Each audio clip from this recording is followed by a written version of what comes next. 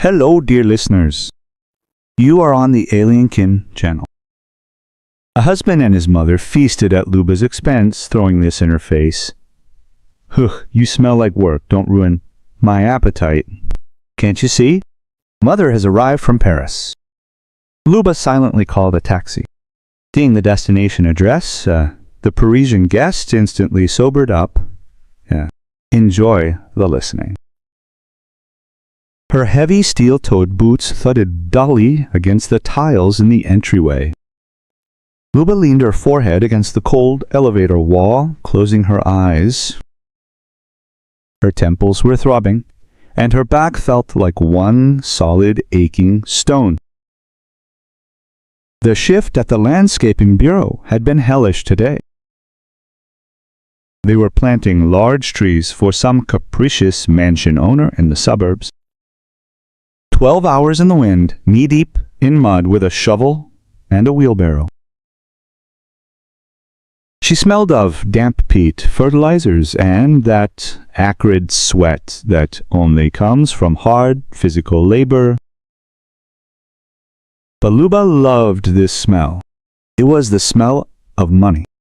Her money, the very kind that allowed her 3 years ago to move into this two-room apartment in a new neighborhood, renovated to her taste, and feel solid ground under her feet.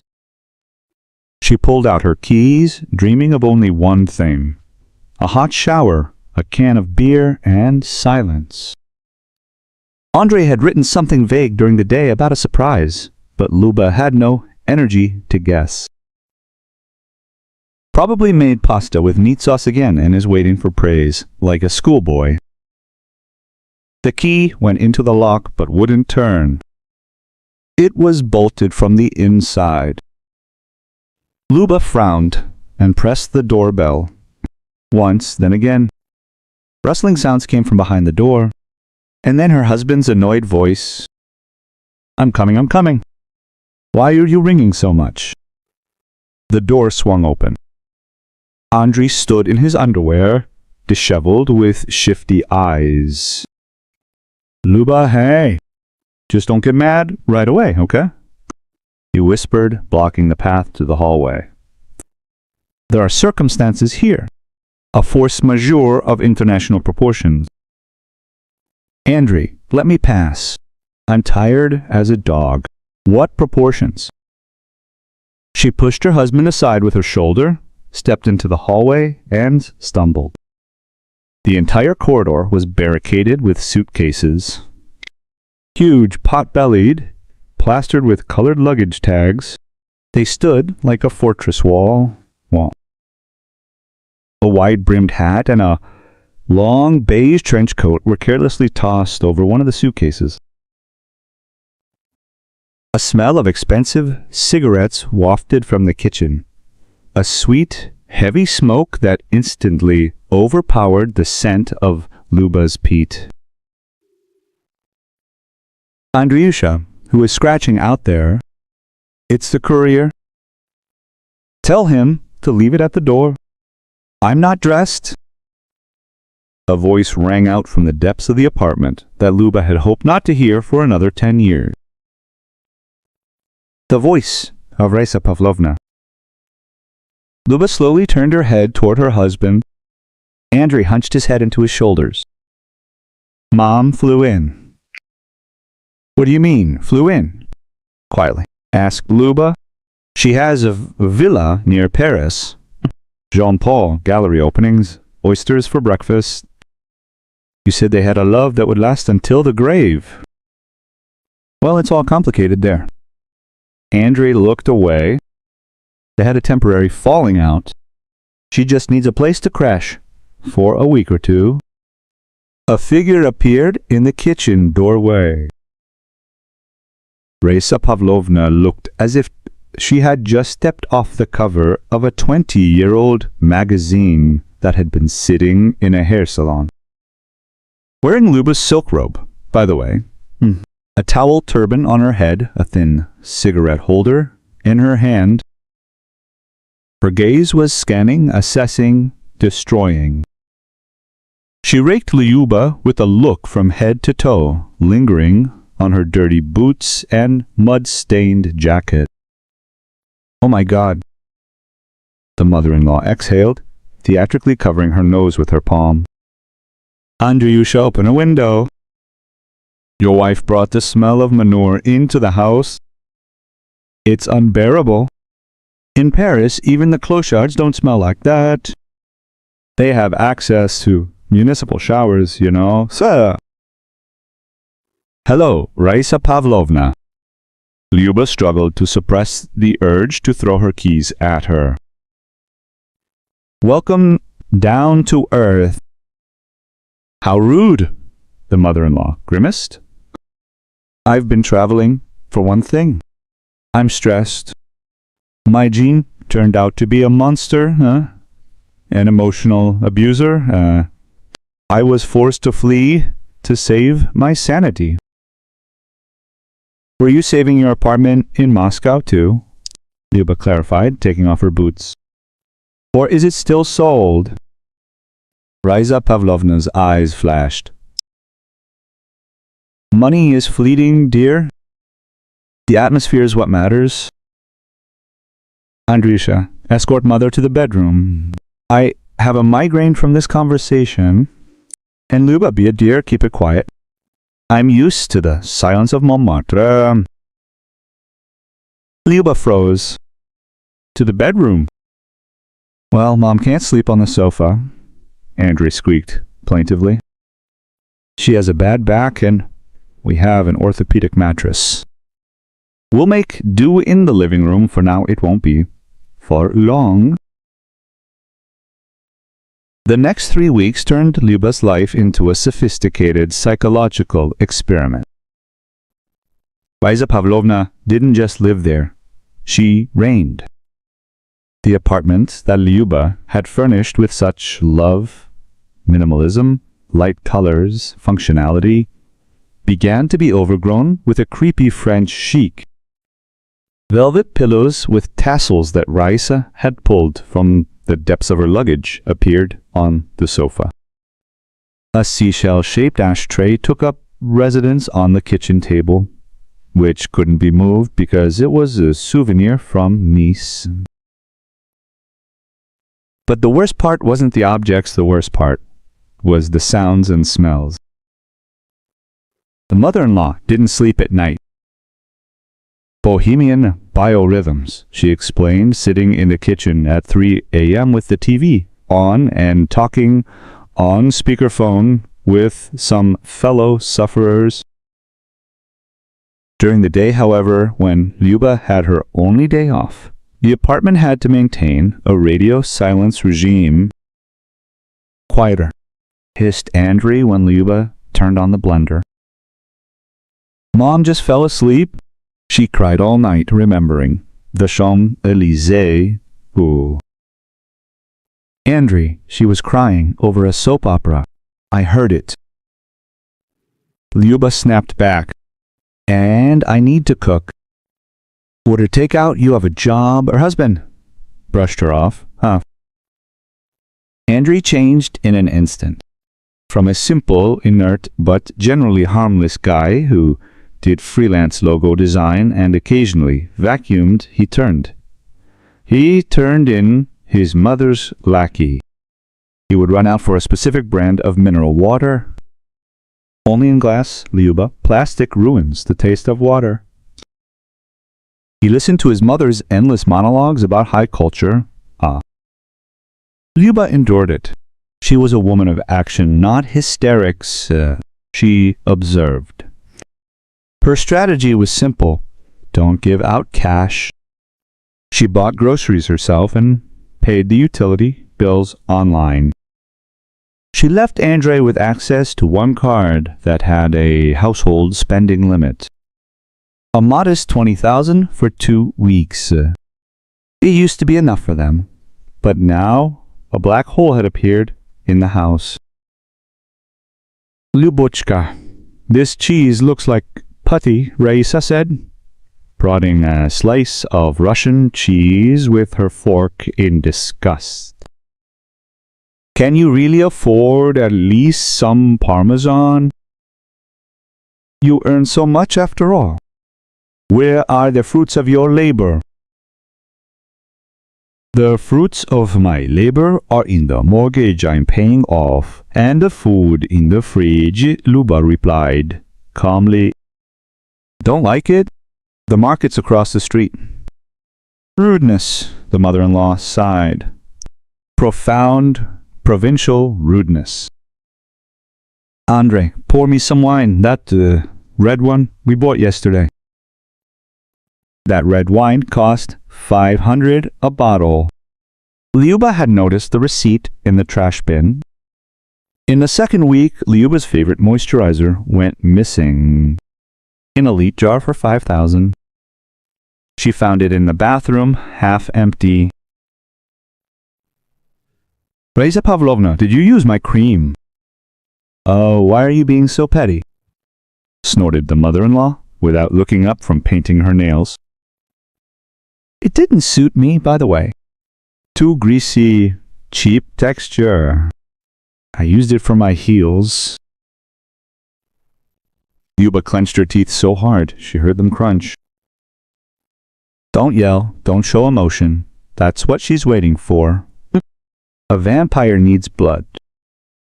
That evening, Luba called Zina, the accountant from their firm.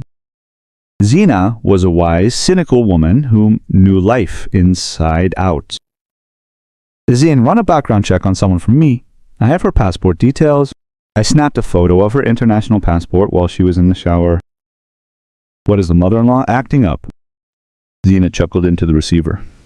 Send it over. Let's see what kind of Parisian bird this is. The answer came in 2 days, and it was more interesting than any novel. Raisa had sold her apartment on Kutuzovsky in Moscow 3 years ago. That wasn't news. 30 million. She flew to Paris, and then silence. She recently returned to Russia. There's a bunch of microloans taken out. Already here. She's bankrupt, Luba, Zina concluded. Completely broke. So it turns out she ate through her Moscow apartment in Paris and didn't buy anything for herself. And her suitor most likely kicked her out when the wallet went empty. She has nowhere to go at all. Luba sat in her work pickup truck, staring at the wet glass. That means this isn't for a week. This is forever, ever. Raisу Pavlovna had come to live out her days on her daughter-in-law's neck, despising her while eating at her expense. Returning home, Luba found the place rearranged. Her favorite floor lamp was in the hallway, and in its place loomed some nightmarish vase with dried branches. We decided to freshen up the interior, Andre declared, glancing fearfully at his mother. Mom says it's more airy this way. Put everything back the way it was, Luba said quietly. Don't you go ordering us around right now. Raisa suddenly shrieked.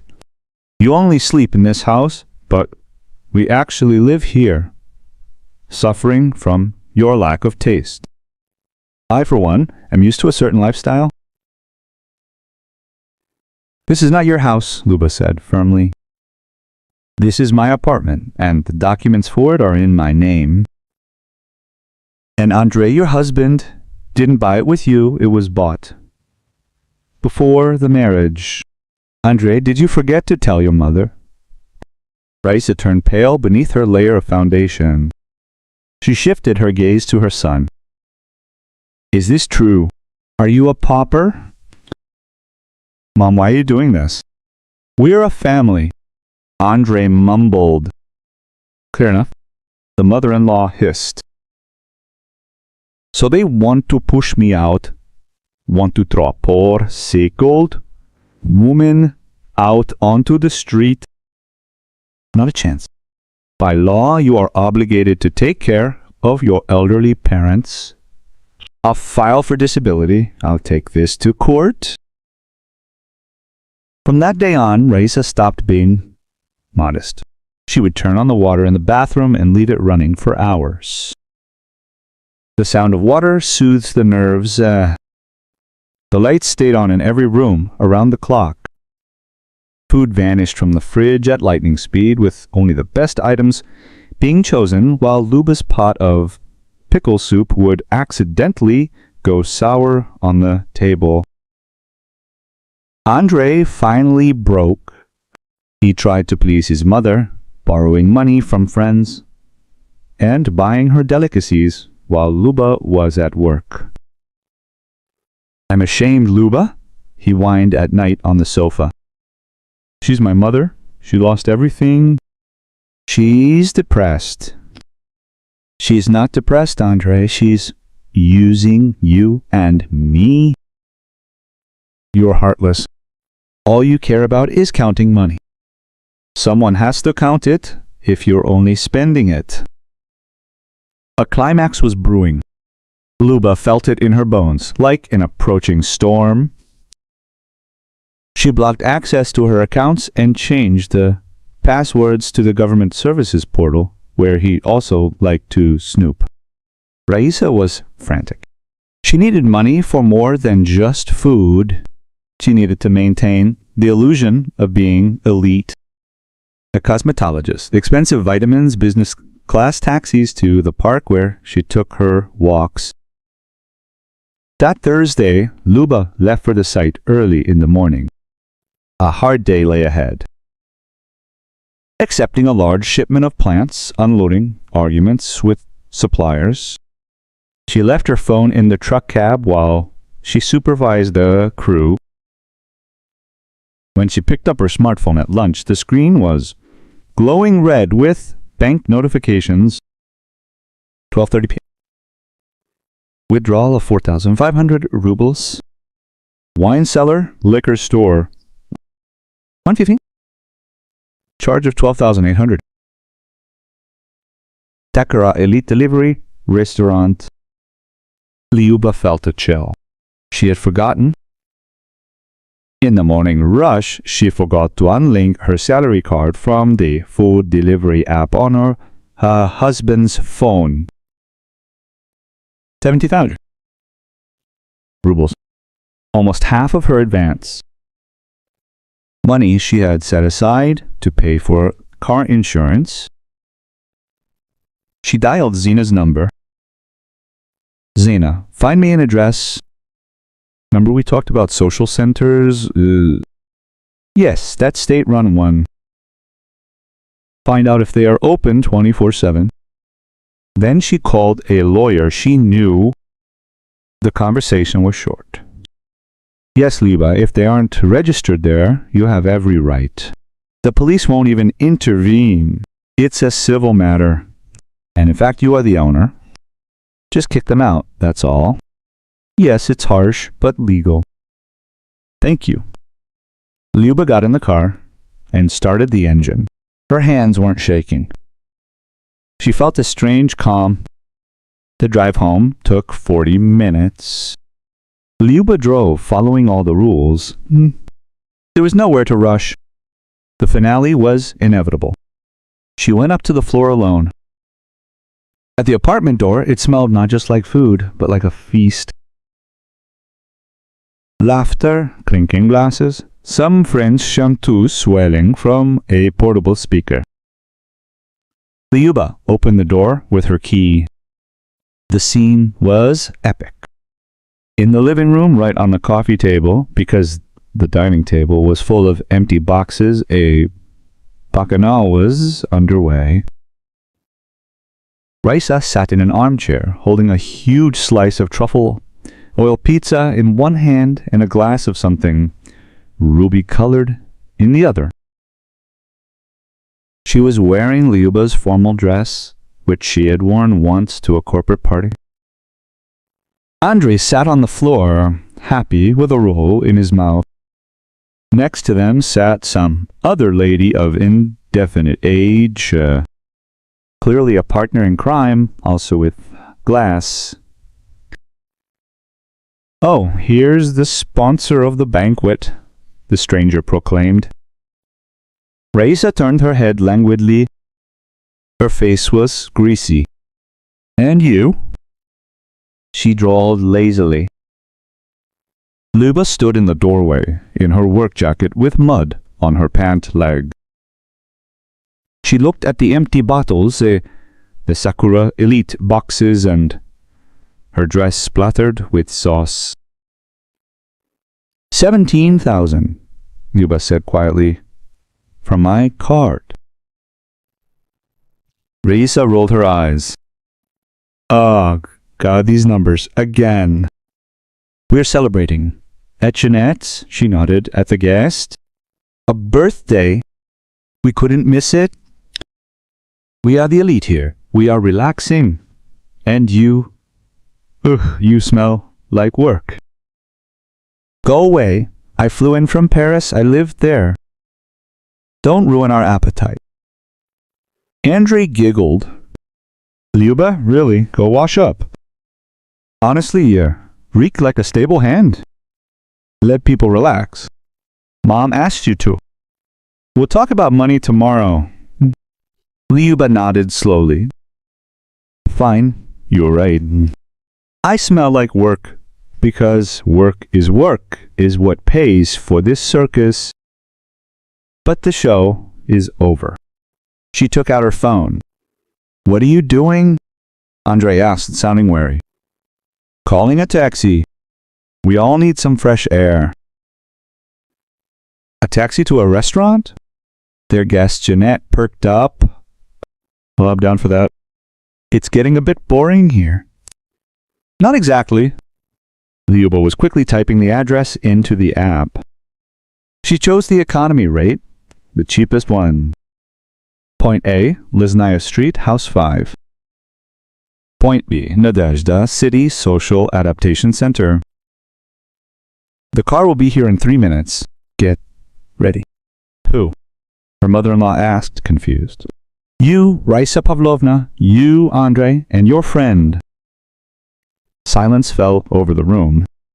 The chanson music kept playing. "Are you joking?" The mother-in-law's voice faltered. "Where are we supposed to go at? This hour?" "I called a taxi to the homeless shelter," Любе said calmly, as if she were reporting the weather forecast. "I've paid for the ride. This is my final gift to you. They take people without IDs and feed them porridge for free." "Have you lost your mind?" Raisa shrieked, jumping up. The pizza fell onto the carpet. "Andrusha, tell her." Andre tried to stand up. He got tangled in his own legs and flopped back down. "Любе, why be so radical? We just partied a little. I'll pay it back later."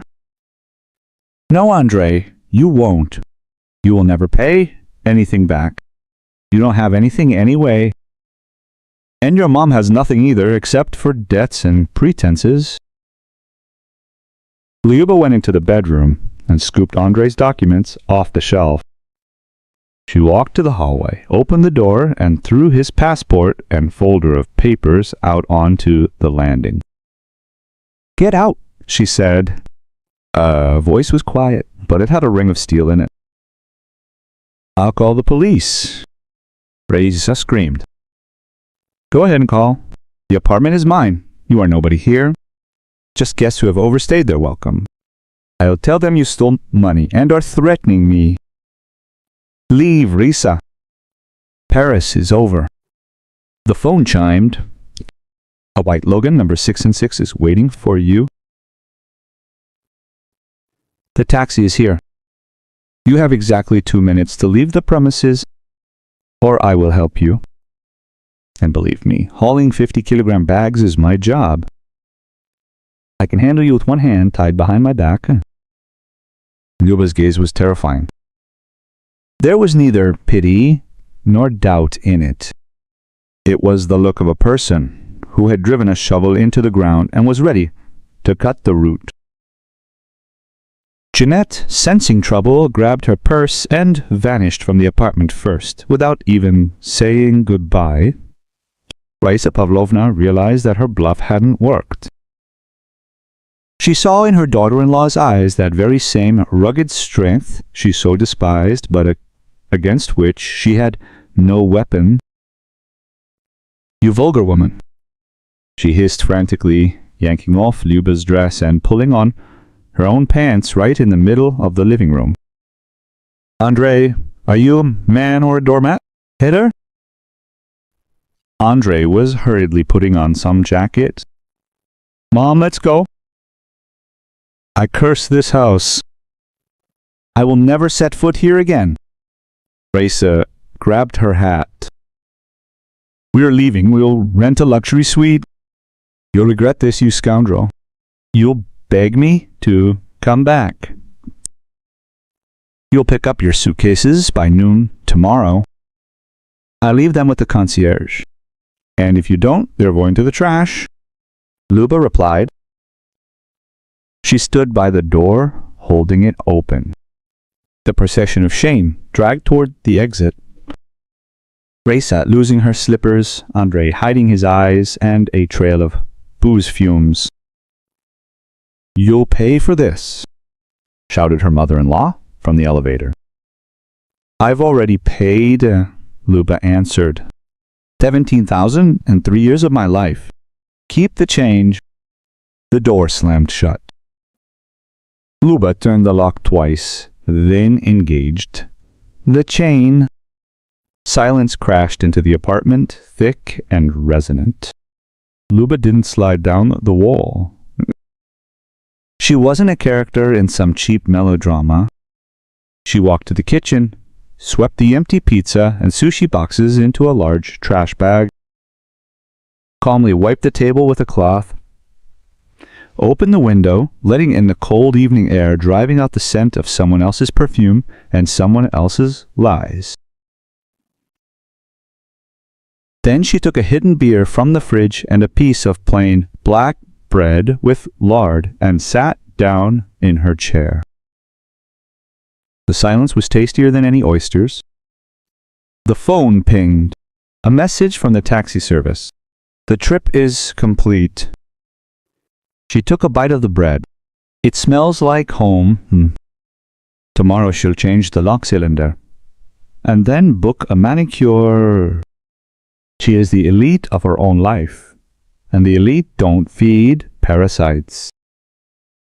What can I say, dear listeners? A harsh but absolutely fair ending. Sometimes, to finally breathe freely, you just need to gather the courage in time and close the door on those who only value your wallet. Take care of yourselves, respect your labor, and may there always be peace in your home.